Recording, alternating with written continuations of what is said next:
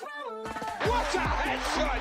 What a head! How's it, guys? This is Dayvy, FPL, and welcome back to the Fantasy Premier League video here on my channel. Now in this video, I'm going to take you guys through my team selection for the penultimate game week, double game week 37. So yes, the second last game week of this FPL season. Are you guys happy? Are you not? Drop it in the comments down below. I saw over on Twitter this week, a lot of people are actually saying that this season's been quite rough on them, and they are quite happy that we'll be getting a little bit of a break over the summer. But in terms of my opinion, I'm going to be quite disappointed. I think 1 week into the break, it's going to be enough. We're going to be wanting football back, and we're going to miss FPL at the end of the day. But enough about the sad vibes, let's get on to the good vibes, and that's going to be the team selection video for this upcoming game week. Now guys, just remember that tomorrow is going to be the deadline. Recording this nice and fresh on Saturday morning, so come Sunday morning, we'll be having a deadline stream 1 hour before the deadline, where I will be locking in my free hit team. So you heard that right, the free hit has been activated, as you guys would have seen in my free hit draft earlier on the week. But now let's go on to the actual team selection and show you guys the changes I've made to that draft.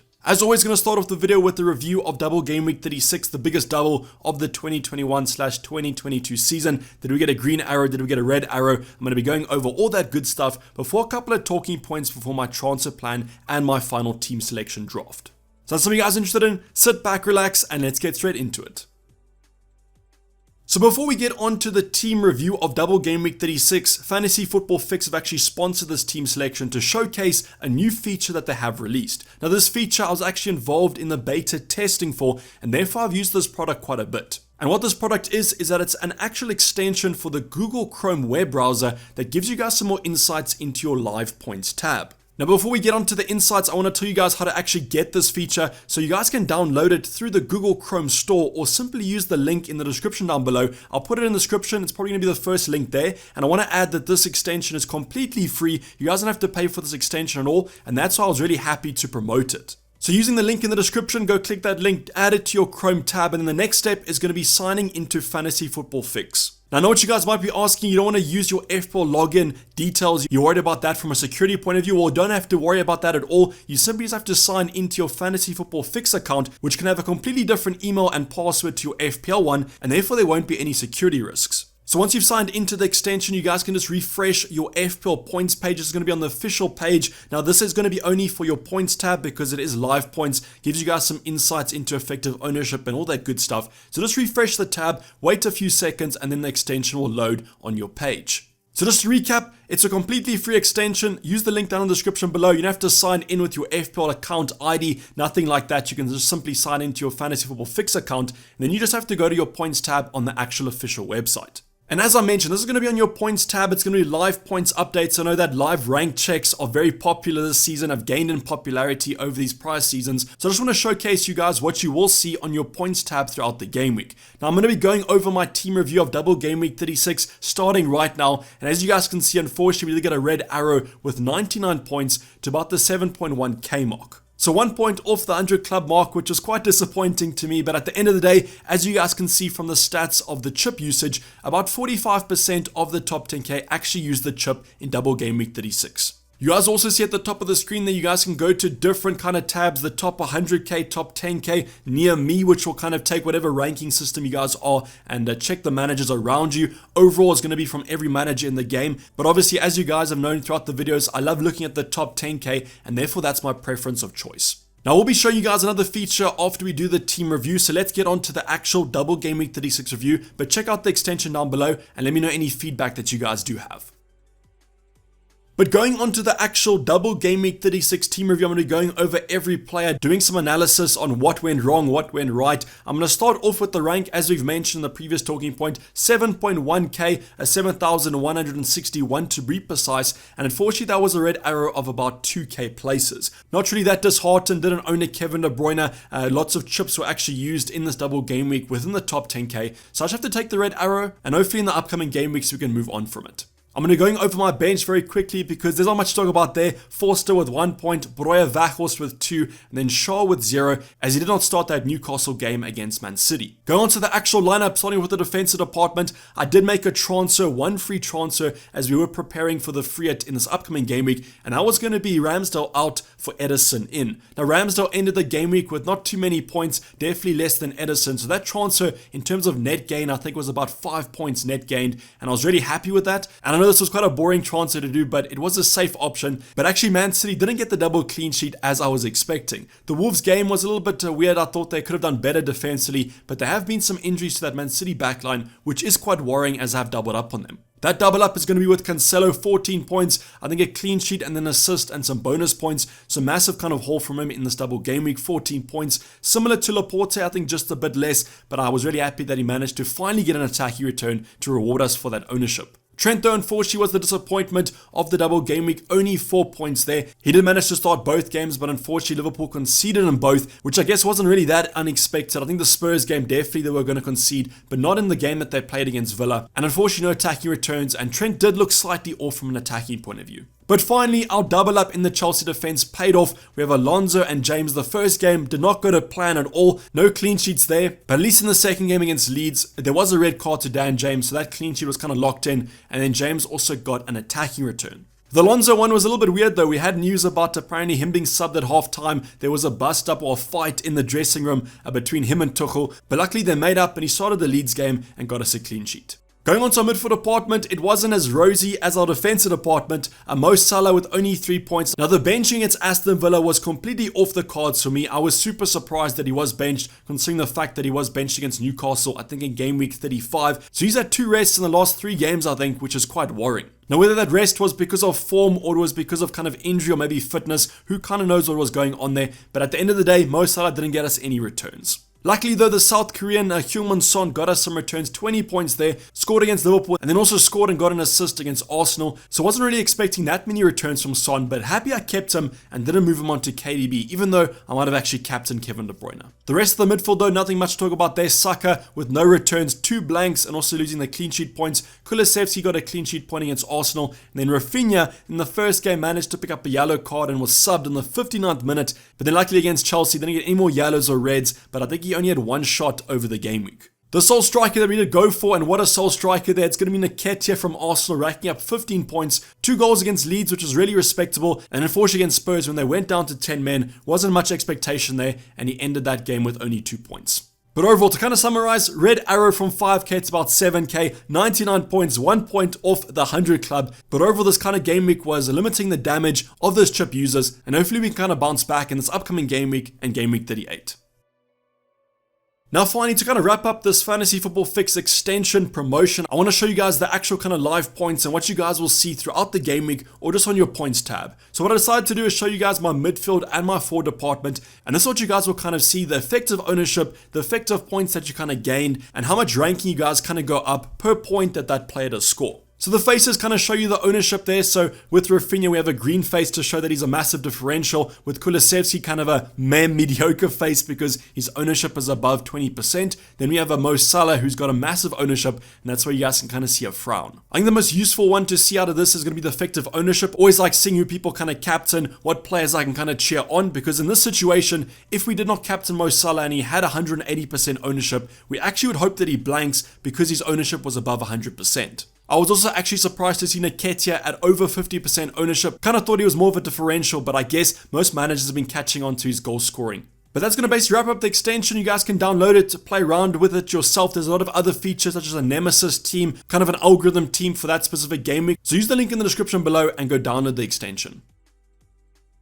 But now let's turn our attention to the upcoming double game week 37, and the first talking point, I'm going to be going over 1 or 2 talking points before we talk about our free hit, just to give you guys some context about the decisions that I am going to make. So the first talking point is going to be the game that happens tonight. It's a little bit unusual that we do get kind of an FA Cup final before the deadline, and therefore it's going to give us some massive insights with Chelsea and also Liverpool. Now with Chelsea, I'm not going to be focusing on their team too much. I know that they do have Leicester at home, which is a relatively fine fixture, but I just think there might be some rotation from that Chelsea lineup, considering that their top 4 is pretty much wrapped up. So let's turn our attention to the Liverpool side of things, and the 2 players that I want to talk about are going to be Robertson and then also Diogo Jota. So Robertson is a little bit more of an easier kind of analysis to do. The simple reason for this is that I expect him to start the FA Cup final, but because he was rested against Aston Villa in game week 36, I do think he has a high chance of starting than Trent in game week 37. Now the big thing about Liverpool that we have to take into account is that West Ham do take on Man City before Liverpool play against Southampton, and therefore if West Ham do lose quite comfortably, I think the title's basically done.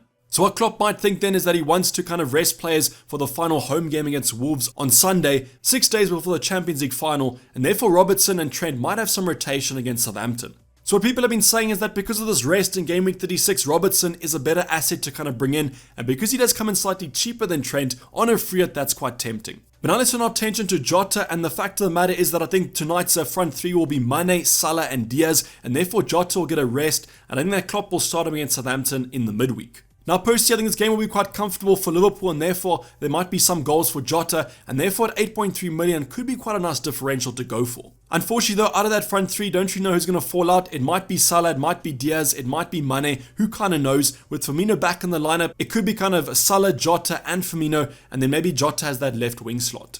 But overall, the team selection tonight will give us some more insight. If it goes to 120 minutes, that's going to be a rest maybe in the midweek for Robertson, Trent, maybe even a Salah. So kind of just focus on what's happening in that game, and that should give us some insight into what Liverpool assets to kind of pick.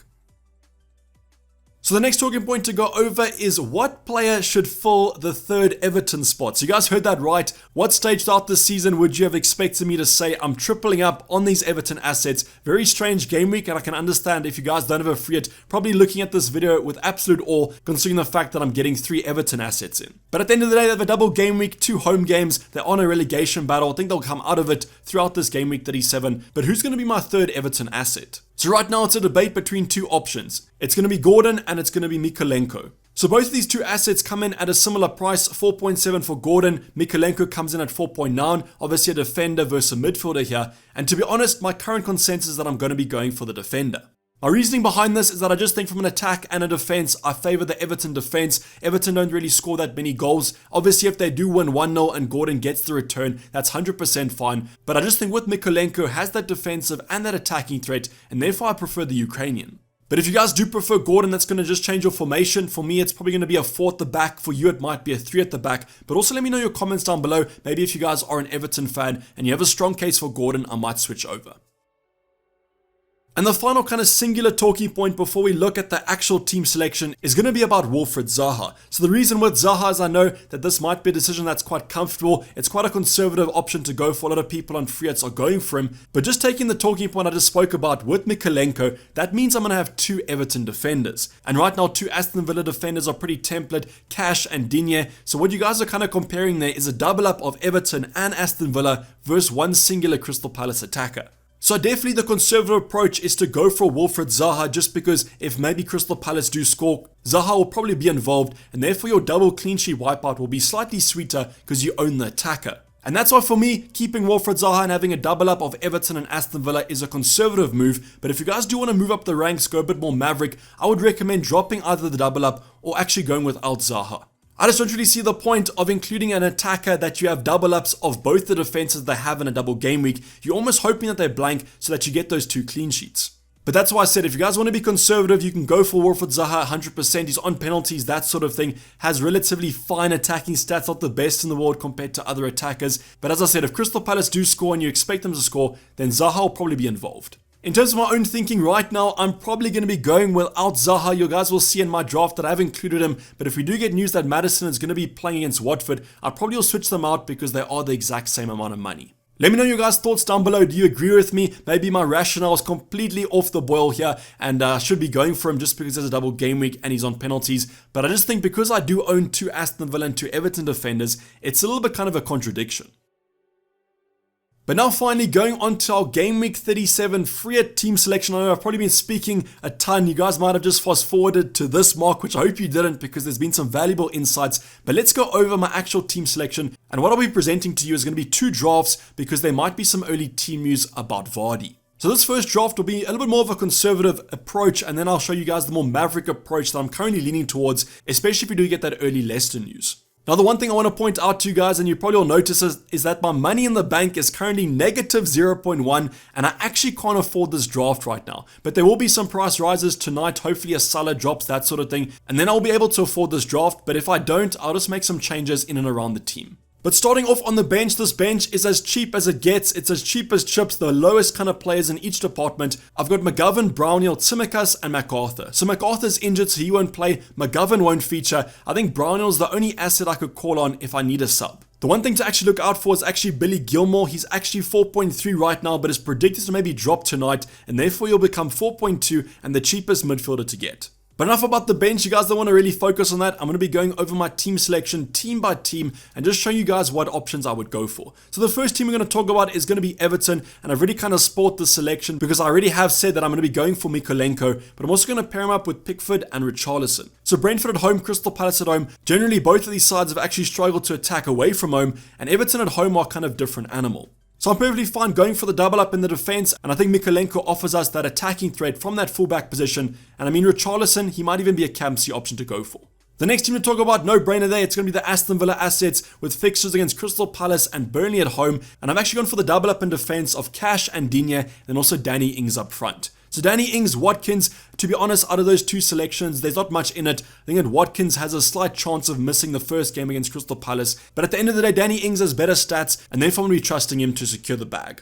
But if you guys need some value, I think Watkins is perfectly fine. I just think Danny Ings has a better chance of starting both, and that's why I'm going to be going for him. Now the next double game week player is going to be Wilfried Zaha. I mentioned that this is a conservative draft, and therefore I'm going to be going for the English midfielder or the winger, and therefore I think the Crystal Palace talisman should be in your team if you want to play it safe. But I have mentioned my thoughts earlier on, and that's why James Maddison, if we do get news that he starts against Watford, I'll probably substitute him in just because I think the ceiling against Watford is slightly higher. But now to wrap up our team, we're going to be going for some single game week assets. I generally think the single game weeks are actually relatively fine this week, and that's why I'm going to be going for 2 Liverpool assets. So Southampton away, this game is going to be a goal difference maker, I do believe, and that's why I've gone for 1 defender and 1 attacker, and they are a little bit no-brainers. Mo Salah's a no-brainer, but I think Robertson versus Trent is an interesting debate. I'm going to be going for Robertson here just because I think he definitely will start against Southampton, whereas I think Trent might be rotated if the league is done. There is actually an argument that Robertson has been better this calendar year than Trent has, and therefore Robertson might be a cheaper but better asset. And then finally, to wrap up our draft, it's going to be 2 single game week players from the same team. It's going to be Heung-min Son and Harry Kane with a lovely Burnley at home game. Now, out of these 2 assets, I would personally prefer only Heung-min Son if you guys want to go for 1 asset, just because he is chasing that golden boot, and Conte basically came out and said that he rested him because he is going to start on Sunday. But in terms of a Burnley at home game, it kind of has Harry Kane screaming at me. I know this is the first game that kicks off, so we're not going to be captaining either of these 2 assets, but I just think in a must-win game against a poor Burnley side, there's going to be some goals. So overall, this is going to be my conservative draft, and I definitely could go for it if obviously we do have that price drop or price rise that gives us that extra 0.1. But let me know what you guys think about this draft, and this is definitely more template. But now I'm going to be rotating this, and I'm going to be taking 4 positions out, including 1 on the bench, and showing you guys what I potentially could do if I want to be more maverick. So the first move that I'm going to show you guys is taking Tsimikas out, and I also can't afford this draft, so yet another 0.1 off. But taking Tsimikas out basically gives you guys what I'm probably going to be doing with my Liverpool triple up, but I obviously have to replace that bench option, but unfortunately Kelly comes in 0.1 more expensive than Tsimikas does. So this draft basically revolves around the fact that we might get early team news about Vardy and Maddison, or basically just the Leicester lineup, and if we do get news about Vardy starting against Watford, I probably will be tempted to replace Kane with him. I just think that Watford game is perfectly primed for Vardy, and he might also start against Chelsea, and they might rotate after that FA Cup, especially if top 4 is locked up. So Vardy will come in, and that gives us some more value to kind of spend around. How we will spend that value is actually upgrading Zaha to Jota. I'm saying upgrading, but that could be a downgrade in your opinion. A double game week to a single game week. But I just think if Jota's bench tonight against Chelsea, he definitely will play against Southampton in the midweek. I've already mentioned what I think about that Southampton game for Liverpool. Massive goals going to be scored there. And that's why I would actually like to bring another Liverpool attacker. What that downgrade from Kane to Vardy also allows us to do is bring in Trent if we want him. I personally prefer Trent to Robertson. I don't really think that Trent has been that bad, maybe slightly unlucky. But if we do want to go for Trent, we're confident that he starts against Southampton. We could always just go for him. If we choose to go for Robertson though, I would probably just upgrade my bench to better assets, just so if we do need the bench, we can get some better options. So overall guys, these are going to be my 2 drafts that I'm currently looking at. If we do get early team news about Vardy, I'll probably go for this one. I think it's a little bit more maverick, a little bit more enjoyable. I don't really think a free hit should be too conservative or too template, but as I said, I can't really afford either of these drafts, so I'm going to need some price rises or some drops tonight. Let me know what you guys think about my drafts down below. Which one do you guys prefer? Post your free hit drafts. I want to see what you guys are kind of looking at. Your draft might actually be better than mine. But going on to the final talkie point, and this is going to revolve around captaincy, and unfortunately with these double game week options, I'm not too confident in any of them. I've kind of highlighted some single game week options like a Son and a Salah. I have confidence in them to get some returns. So if you guys do want to be safe but also differential, maybe a single asset is where you guys should look. But I'm only highlighting 3 of my double game week assets to kind of captain. They're actually all forward options, and it's going to be Jamie Vardy, Danny Ings, or Richarlison. So right now for me it's between Vardy and Danny Ings, but I think Richarlison's a perfectly fine option. Definitely will be the most captained option in game week 37, just because most managers without a free hit actually have him in their team. I just think that Aston Villa score more goals than Everton do, and that's why Danny Ings for me is a more attractive option, but Jamie Vardy against Watford might be too hard to ignore. Currently though, the captaincy is on Danny Ings, but if Jamie Vardy does start, I'll be tempted to switch it to him, but you guys also let me know your captain down below. But this is basically the video, guys. Hopefully you did enjoy it. Please don't forget to like if you did and subscribe if you haven't subscribed yet. I'll be seeing you guys for the deadline stream 1 hour before the deadline. And hopefully you guys aren't roasting my free hit draft too much in the comments down below. But check out Fantasy Football Fixes extension in the link down in the description. But I'm signing off. It's been Dayvy FPL and I'm out. Cheers. Bye.